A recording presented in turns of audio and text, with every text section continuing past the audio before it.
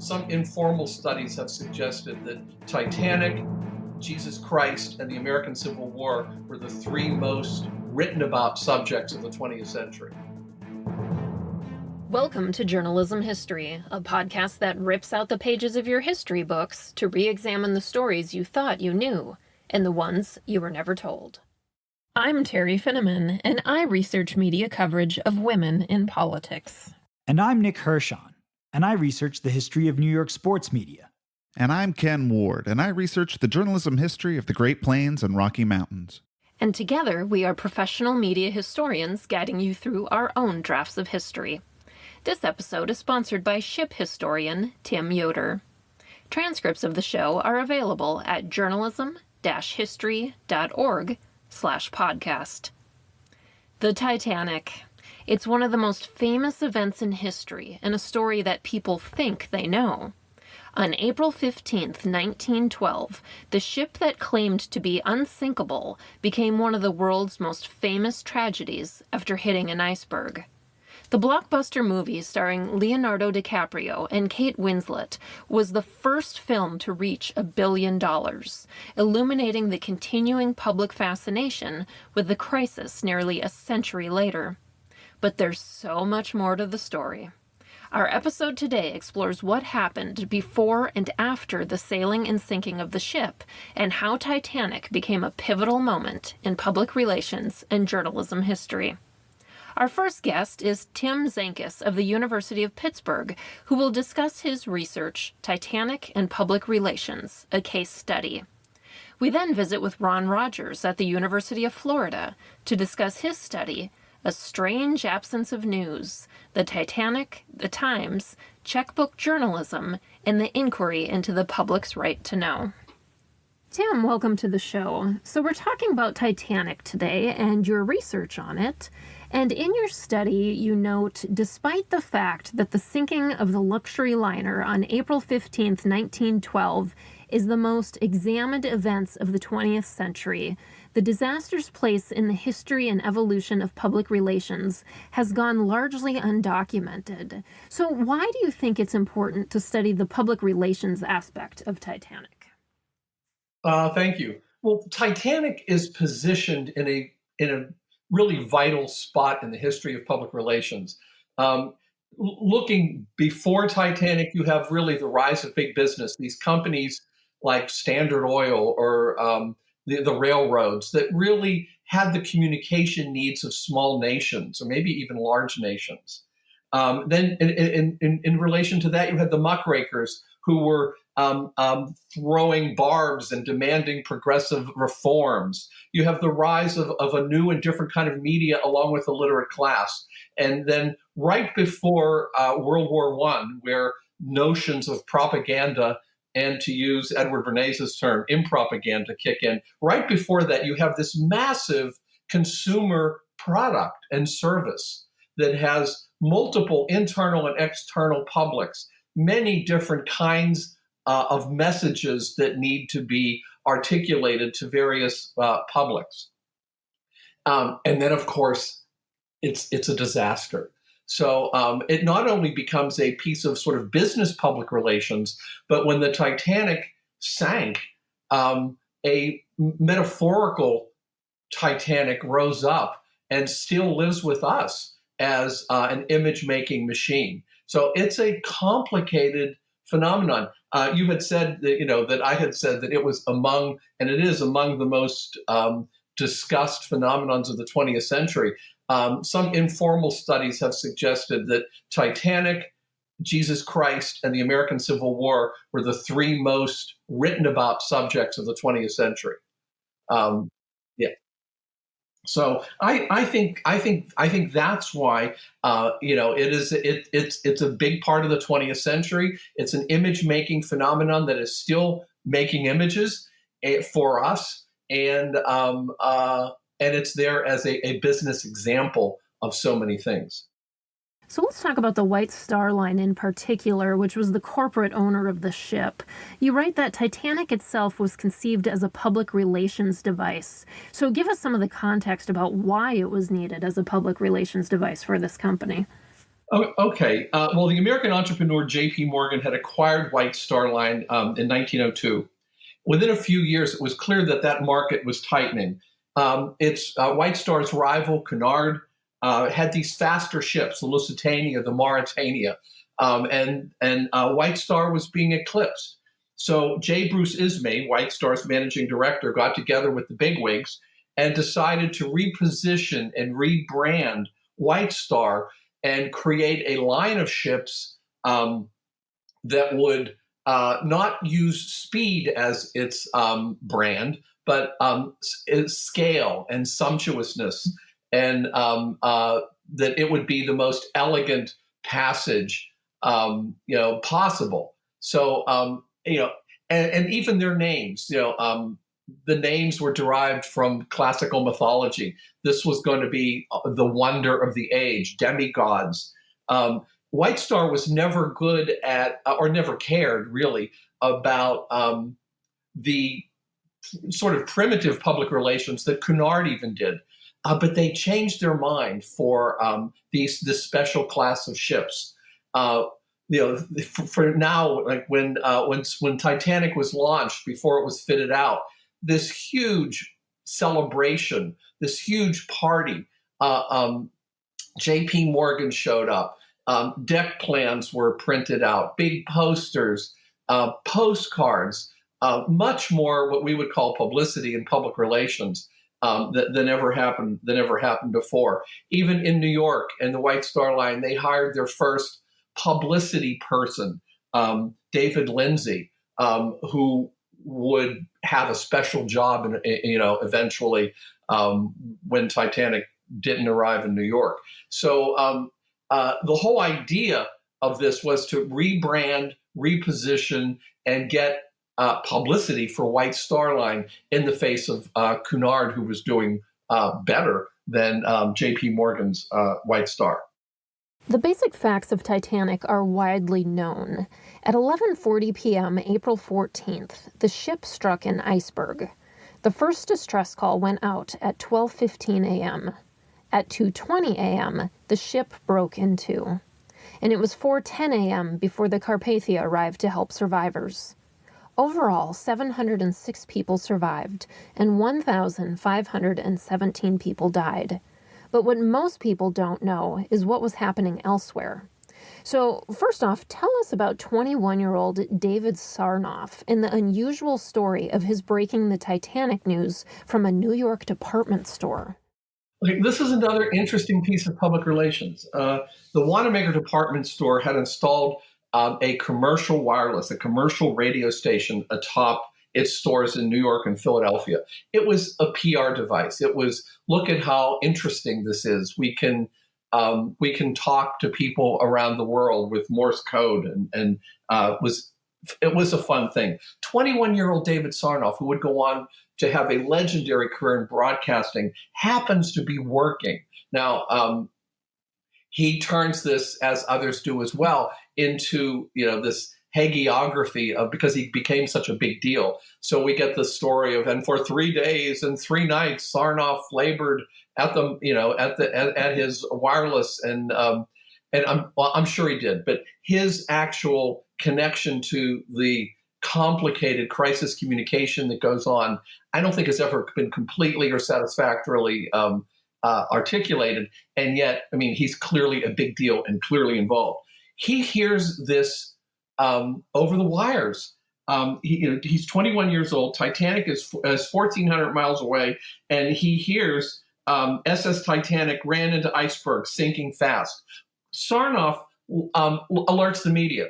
Now, keep in mind that the wireless operators on Titanic, Bride and Phillips, and the guy on the Carpathia and Sarnoff, they all work for the Marconi Company. They don't work for the ship. All of that is so primitive at the time. Nobody knows what's really what this means. In fact, in the org chart of the Titanic, the wireless operators are in with the pastry chefs, and they're not. It's not, and they're taking all kind of what we would consider inconsequential messages. It's people saying, "I'll meet you on the pier," or What's happening with you? I mean, it was just social things.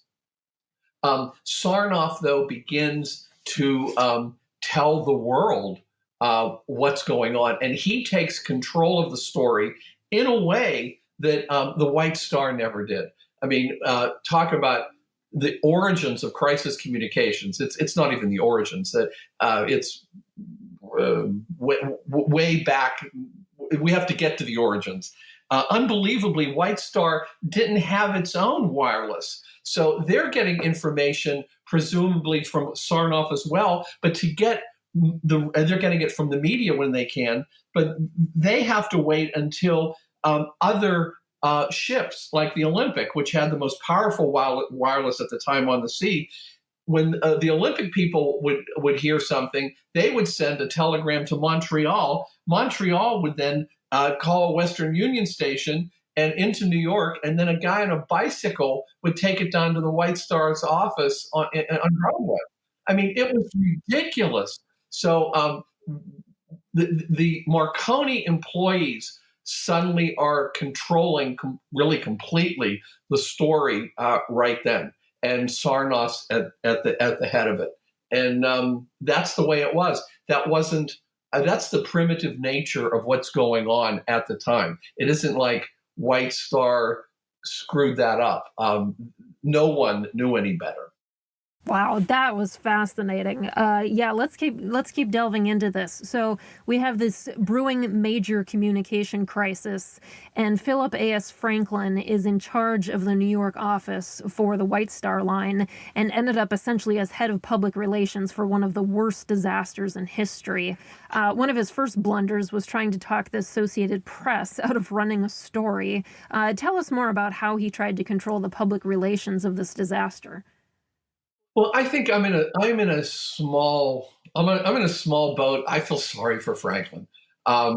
Some people believe, including I remember I talked to Charles Hawes, who was one of the world's leading experts on Titanic, and he thinks that Franklin was just lying, and I don't really think so. To say that they were unprepared isn't even fair. It isn't like they could have prepared. It's like asking us now. Well, we are kind of. I think we as a culture are probably more prepared for aliens landing, and what would we do and how would we do it, because of what begins with the Titanic and then moves through the 20th century as crisis communication theory evolves. It was nothing then. So there's Franklin. He's awoken in the middle of the night by the AP, and he says, "I don't know what's going on. Can you hold the story?" They said, "It's already gone out. What's happening?" And then begins this mad chaos.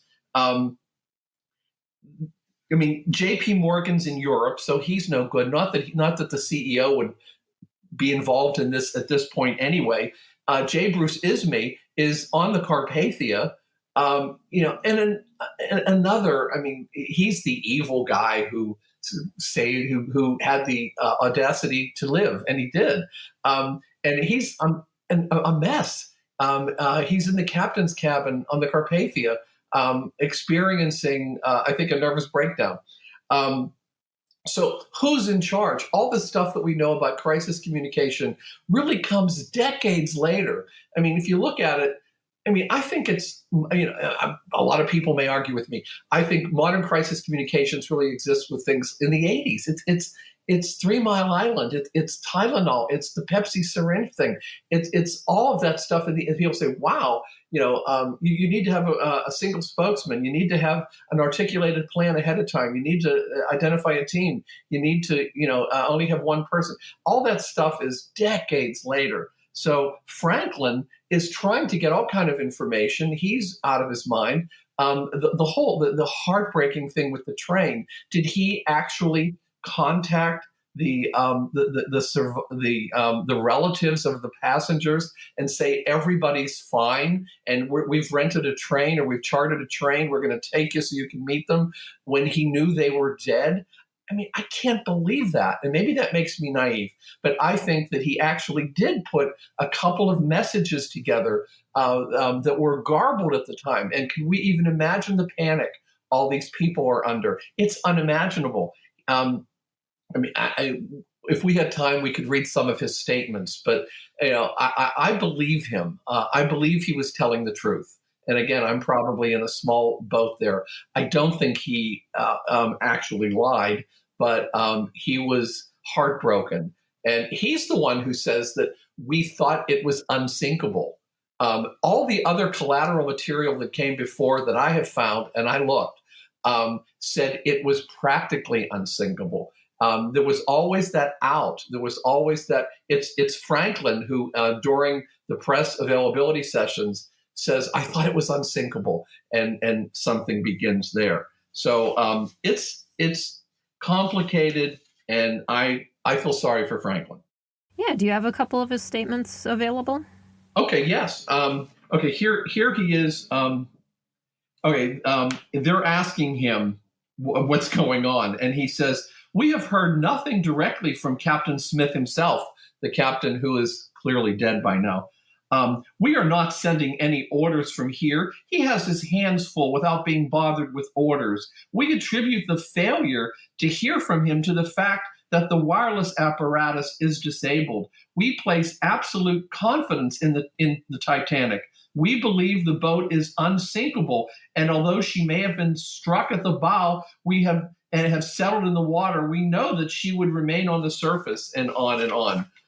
When it's clear that so many people are dead and the ship is in the bottom of the ocean, when he got the telegram, he says it's horrible. Immediately after that telegram was received by Franklin, he goes out and tells the media that the ship has sunk, and they don't even listen to his statement. Everybody runs out. By the end of the day, Franklin is weeping in public, and he said, "I thought her unsinkable, and I based my opinion on the best expert advice. I don't understand it." I believe him. Wow. So we have now the Titanic survivors finally arriving in New York. So what did Franklin do once they arrived? This is the most interesting thing to me. Franklin immediately boards. Meanwhile, Ismay is sending telegrams to Franklin, and in code, with his his last name spelled backwards. So this didn't take much to figure out. But he immediately boards the Carpathia, and there is a 2-hour meeting with Ismay and Franklin and the ship doctor, because I think Ismay was on the verge of going over the edge, and who could blame him? There's no record as to what was going on in that meeting. If there's anything about the Titanic I would like to know, I would love to have a recording of that meeting. Then the passengers start to come off, and they start telling their story. Actually, they send out a declaration of Titanic independence, kind of, that's actually sort of interesting. And everybody starts telling the story, and I have a quick personal thing I'd like to add when I get done here. But before they get off, they realize that, wow, we are. I don't think they are. I don't think they would have articulated this wholly, but they certainly felt that the world that they were going to land in was now different than the world they left in Southampton. And they write, "We, the undersigned, surviving passengers from the steamship Titanic, in order to forestall any sensational or exaggerated statements, deem it is our duty to give the press a statement of facts which have come to our knowledge and which we believe to be true." And they begin to sort of tell their story in a way, and then they fan out and begin telling them really for the next 80 years. It's a remarkable thing. And everyone becomes a new kind of celebrity. It's for the rest of their lives, anyone who had anything to do with the Titanic, suddenly, if you were there, this isn't like that. It's like the precious items from Tutankhamun's tomb. This is like a fork from the Titanic is now imbibed with myth, and it's like, oh, it's a fork. It's like, okay, it is something different. The alchemy of publicity is sort of changing the nature of things. I was at a conference in 2000 on the mythology of the Titanic at Southampton. So it was 21 years ago, 21 years ago this summer. And I happily got to speak to the last surviving person on the Titanic, Melvina Dean. Charming lady. She was a baby, but for the rest of her life, she's just telling her story from what she heard from her mother. She was a very small child. And at the cocktail party before the formal academic conference where I talked about this stuff, public relations and Titanic, a flurry hit the room, and in walked a guy, and someone said to me, and he was an old man, and someone said to me without a hint of irony, "Oh, it's the fetus." And Oh, I said, "What?" And they said he was a fetus on the Titanic. oh No one wow. thought this was weird or funny or odd or ironic or too much.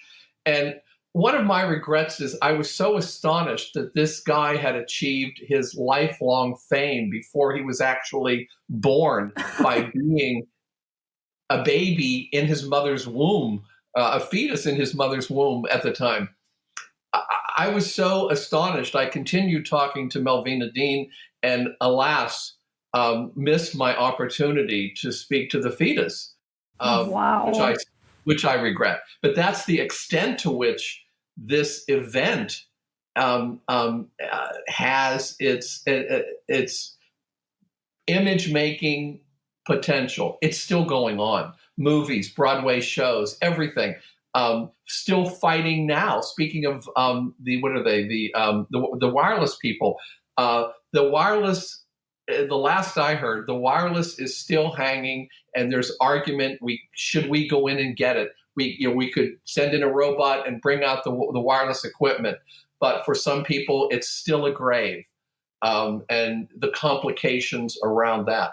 So the Titanic as a metaphor will always be with us. It will not go away. It will not, dare I say, sink. From ship of state to is it a parable about feminism? Is votes for women, but boats for women? Should they have gotten in first since they wanted the vote?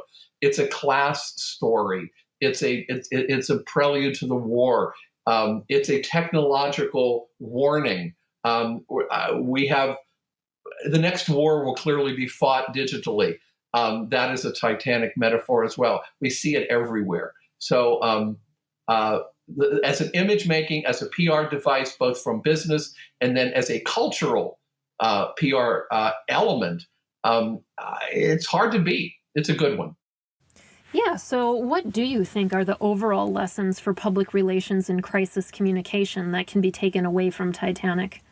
Well, as I said, I think they are acting in a world in which there is no theory yet. It was unimaginable that this would happen on such a scale and so publicly. So, I mean, the lessons are we've got Titanic, we've got the war, but really modern crisis communications doesn't evolve much until, with its legal and ethical guardrails, I think until the 1980s, because they did everything wrong.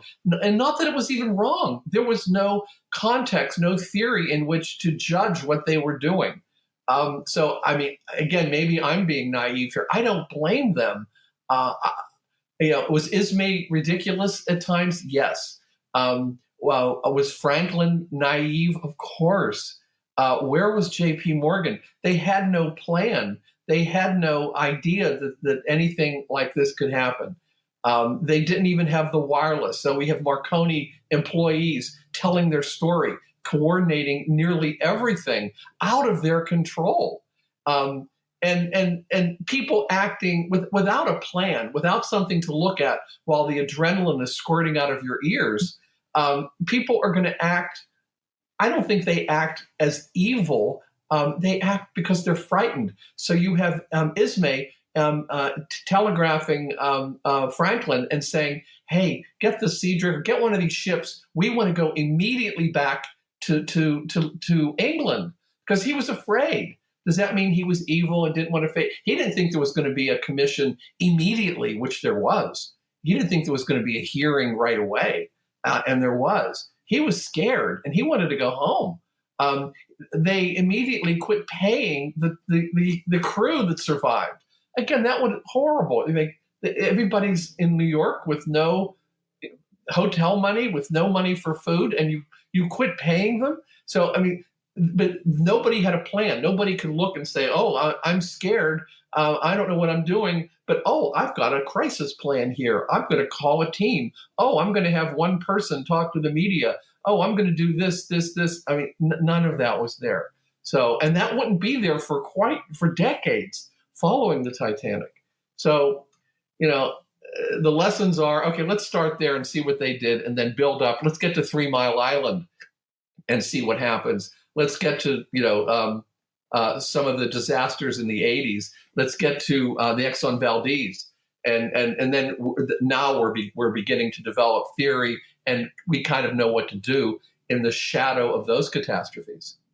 Well, this has been absolutely wonderful. This has just been fascinating. So thank you so much for joining us today. Well, thank you for asking. So we just got done talking about the immediate aftermath of the Titanic from a public relations perspective. We're now going to examine the journalism perspective.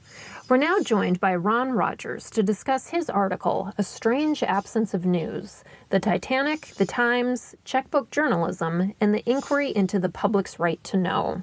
So we're focusing today on the story of Harold Bride, who was the surviving Titanic wireless operator. Tell us more on who he was and why he in particular became such a newsworthy figure. Well, he was 22 years old. He was a junior wireless officer aboard the Titanic. He worked with the senior telegrapher Jack Phillips. He joined the Marconi Company only in just July of the previous year. Two things happen with him. He becomes a protagonist. The story he told in the New York Times, you find it cited in works over the last century. But he was also kind of cited as a hero because of his work on the Titanic, and then later his work while he was injured on the Carpathian, the rescue ship. So he was both a protagonist and a hero. And part of that story was that he and Jack Phillips stayed in the telegraph office until the very end, and then went overboard. And him and Phillips, and 20 other survivors, were clinging to an overturned boat, and their bodies were half in the water. And even after they were rescued, Phillips died, and Bride was injured. He sprained a severe sprained ankle on one leg and one foot, and frostbite on the other. And when he got aboard the Carpathian and he recovered a bit, he went into the telegraphy office and helped out Harold Cottam, who is the Carpathia's telegrapher, to start sending messages back to the United States. Oh, actually, both ways. With messages from the survivors, which is what they were ordered to do. And they had a stack of 600 to 700 messages they had to send over the wireless. And in fact, even after the ship had pulled into the dock in New York City, the reporter had to hunt him down and find him because he was still in the office sending messages from the port to survivors' families and friends. And so he became the center focus of all of those hearings, dealing with the journalism part of the story. And in fact, when he went into the hearing room to testify, he had to be carried in with his 2 feet bandaged and then sit in a chair. He couldn't stand up. Yeah, and we're definitely going to come back to those hearings in a minute. Let's talk a little bit about being on the ship with no concrete news from the ship coming in immediately, and Titanic survivors still en route to New York. now in the Carpathia. You wrote about crowds of people forming outside the White Star Line office in New York, begging for news and getting none. And as a result, conspiracy theories started to form, with one rumor that J.P. Morgan didn't want any news out until after the stock market had closed. And ironically, the New York Times, who we're going to get into more here, ran a headline that stated 4 days of terrible suspense breed wild rumors. And at the exact same time, accusations arose that Bride and the Carpathia, a wireless operator, were purposely holding back news so they could cash in by selling their stories. So before we get into that specific incident, give us a little context of how common was checkbook journalism at this time.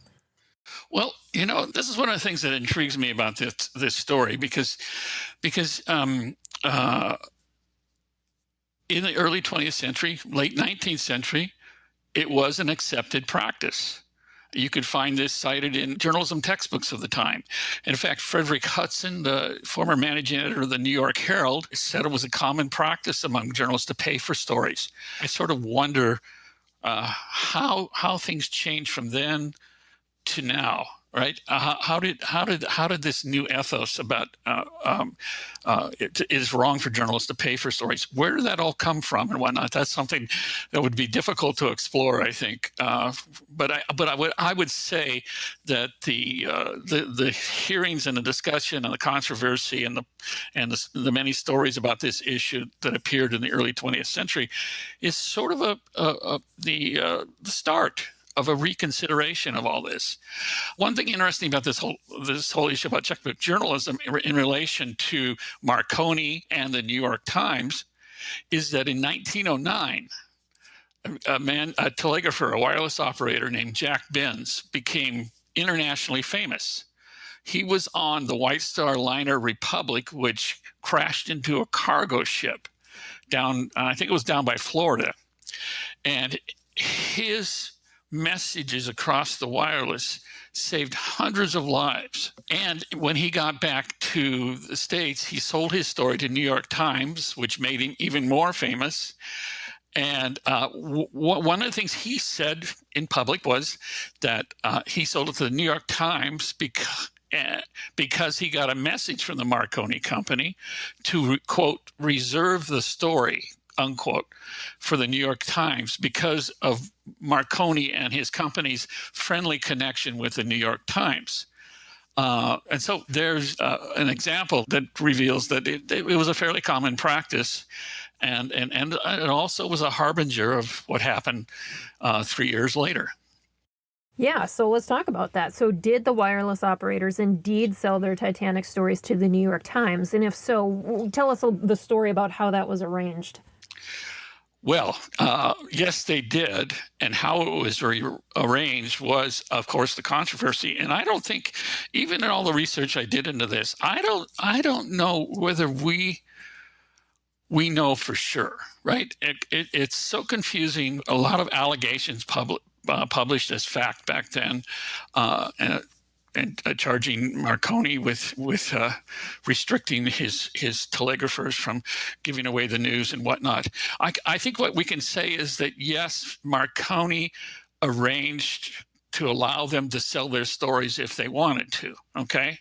One of the questions was, okay, so they're out at sea, and why are they not sending stories about the disaster and how the wreck happened and how it sank and whatnot like that? And the excuse was, and I think it's a legitimate excuse, they had all these survivors on board the Carpathia, and they handed out wireless forms for them to fill out messages to send to their families back home. And so they had a stack of 600 or 700 of these messages in the office, and they were busy sending all of those messages. And more than one time, both Harold Bride and Harold Cottam, when they testified and when they talked about it, would say that they had too much work to do to send messages about the wreck, what all happened. They were notifying people that these people survived and whatnot. the the other thing is, and this shows up in the testimony later by Marconi and in editorials and stories by the New York Times, that Marconi wireless operators were, one, not allowed to act as reporters. They were told that was company policy. The other thing is that British law at the time did not allow them to pass on news. That was not their function, and they were not allowed to do that. Okay, so the other question was then, how did anything get communicated to them about the fact that Marconi was trying to set this up for the New York Times? And the allegations were that the messages were going back and forth while the ship was at sea. And Marconi and others testifying for the company, and the New York Times also says that they did not send that message until the Carpathian was approaching New York City and about ready to dock. So that was a dispute that was going on. It shows up in the hearings in Congress, but it also shows up in the news at the time. People complaining that the story's being held back, and the New York Times is trying to reserve it for themselves. And so that's a question that's never, as far as I can tell, has never definitively been answered. I suppose one could go, if possible, into the archives of the Marconi Company and to the New York Times, if you could get into them and actually explore the messages that went back and forth, and maybe you could discern that. But that's still something that's left in a kind of fog of mystery. Yeah, so let's go back to what you were talking about earlier with this inquiry. With so much chaos in the uproar over holding back public information for checkbook journalism, Republican Senator William Eldon Smith of Michigan quickly became chairman of a committee to investigate the Titanic disaster. An interesting fact to mention for our journalism history listeners here is that Smith himself was a newspaperman, the owner of the Grand Rapids Herald. He was so bent on getting the truth out of what happened that he was one of the first ones to board the Carpathia when it docked in New York. And by April 19th, just 4 days after the Titanic sank, the Senate inquiry began. Even Marconi himself, with the Marconi Wireless Telegraph Company, was made to testify. So is there anything else interesting about Marconi's testimony that you wanted to let us know? It started just 4 days after the story goes from some witnesses that Smith heard about this, and he actually wrote down the request to create this committee on the back of an envelope and handed it in, and they approved it. Now, one of the reasons that he went to New York was, which is to make an exciting movie, he had heard that some of the White Star officials that had survived and were on board, and other survivors, the crew and whatnot, were getting ready to leave and go back to Britain. And so he sort of rushed up there with his committee and corralled them before they could leave, and forced them to testify here in the States. I think the report would have been quite different if he hadn't done that. They actually took out they took over I think it was the Waldorf Astoria or something, some big room in that hotel, and held a meeting for a few days before they moved it all back down to D.C. So and during that inquiry, they talked to 82 survivors and marine experts, and finally issued a 1,100-page report. Now, the thing, before I talk about Marconi for a second, is we should note too that the focus of the hearing was the cause of the disaster, and that the Times reporting and how they reported that story and whether they did anything nefarious to gather that information was sort of a footnote of the story.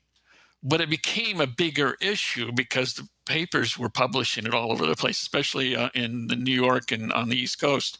And so it becomes a bigger story than it really was in the confines of the hearing.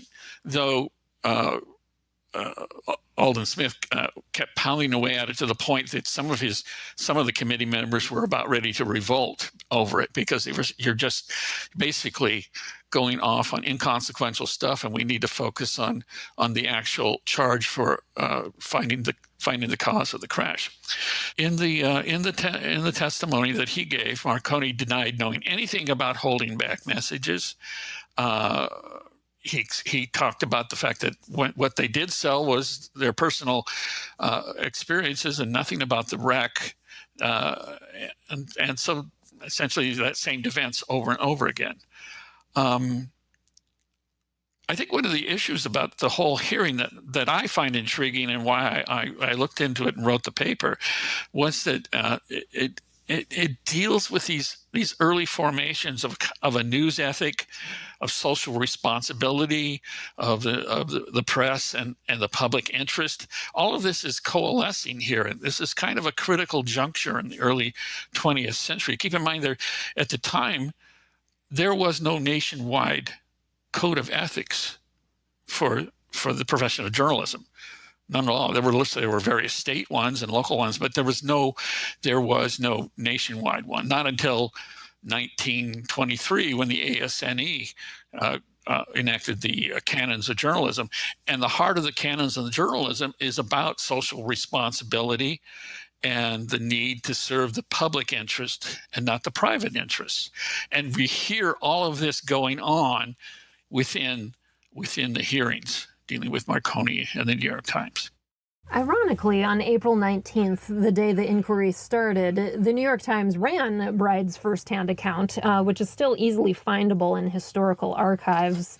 And it's a really fascinating piece of writing. But what's relevant to our discussion today is his insistence in the original piece that, as you said, he needed to send out those personal telegram messages to survivors rather than send out news to the public.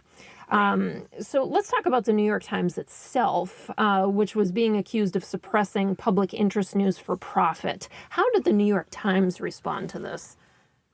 So essentially, Smith is saying that the disaster information, and this is a quote from him, belongs to the public, and it's right to have it without delay. Okay, so you hear those whole ideas about the public interest informing that assertion, but the information belongs to the public, and it has a right to have it without delay. Okay, and that was at the corner of it. But if you stand back and look at the whole story, it seems like that's fine to say that. But if you believe Bride and Cottam and Marconi and the New York Times, they weren't allowed to send out that information even if they had it, and they made no deals to do so. So anyway,